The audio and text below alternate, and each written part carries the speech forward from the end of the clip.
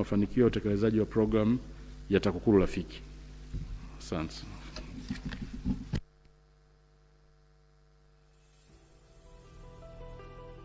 Tujielekeze zaidi kwenye kuzuia, na kwa hiyo maafisa wenu wa TAKUKURU katika ngazi zote wajipange kwenye kuzuia.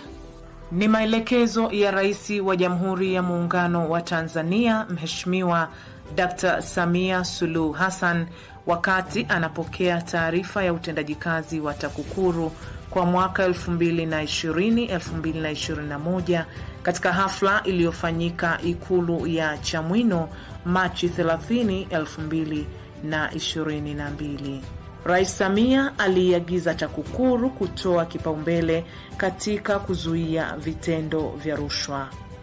Makala hii inaangazia mafanikio ya programu ya TAKUKURU Rafiki, ambayo ni moja kati ya afua zinazotumiwa na TAKUKURU kuzuia vitendo vya rushwa. Programu hii imelenga kuongeza wigo wa kuwashirikisha wananchi na wadau katika mapambano dhidi ya rushwa. Inahusisha kutambua na kutatua kero katika utoaji wa huduma na utekelezaji wa miradi ya maendeleo ambazo zikiachwa pasipo kutatuliwa zinaweza kusababisha kutokea kwa vitendo vya rushwa kwenye jamii. Mafanikio ya programu ya TAKUKURU Rafiki ni dhahiri.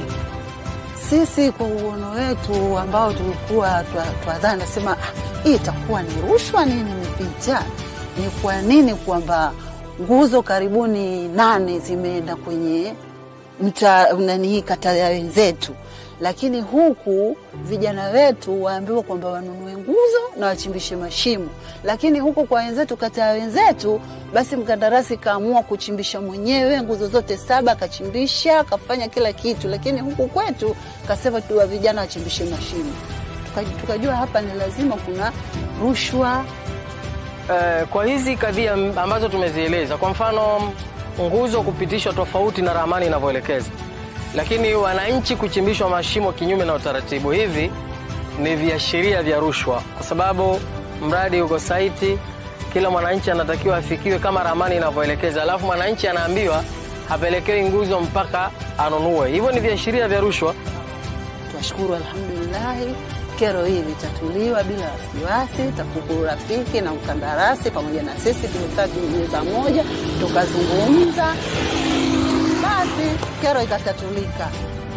Mpaka sasa umeme wawaka.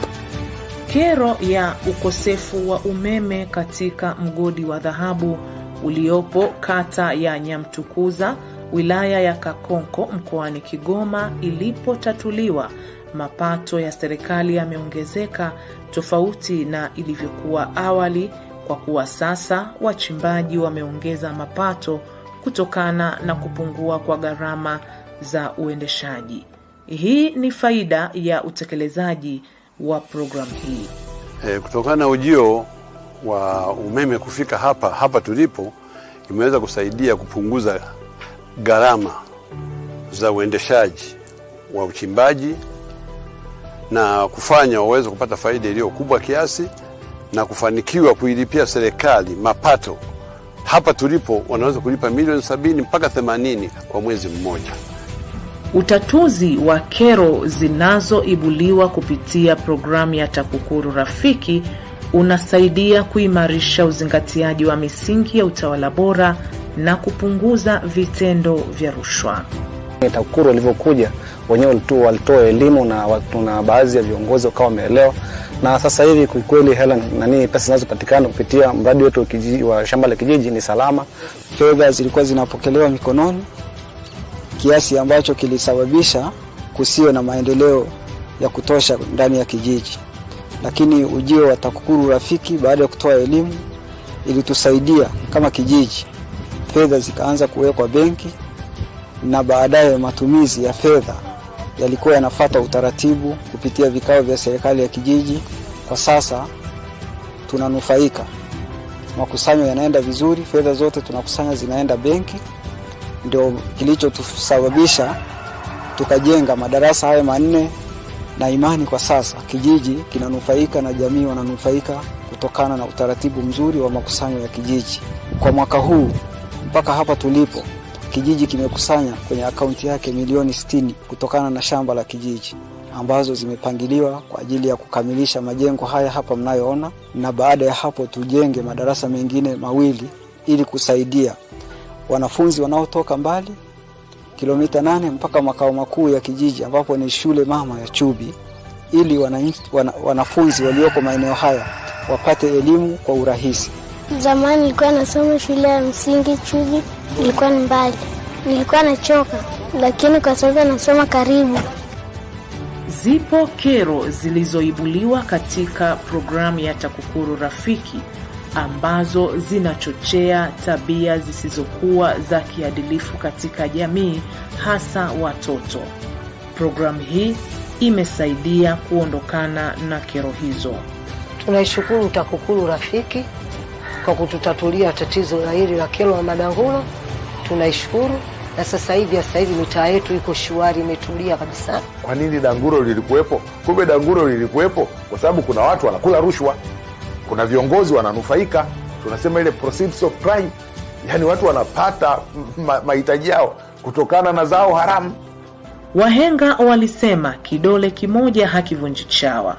Usemi huu unaakisiwa na utekelezaji wenye mafanikio wa programu ya TAKUKURU Rafiki ambao unategemea ushiriki wa wadau wanufaika wa huduma na wadau watoa huduma.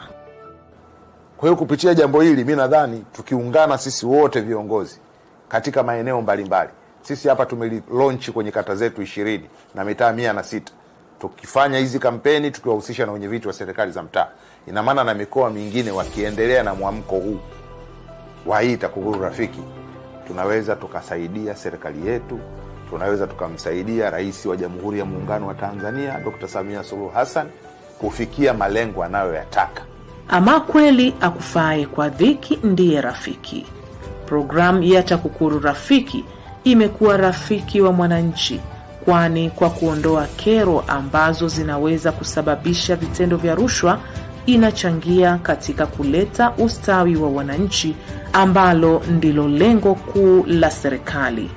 Tunasema hivi kwa sababu rushwa ni adui wa haki na maendeleo. Kuzuia rushwa ni jukumu lako na langu, tutimize wajibu wetu.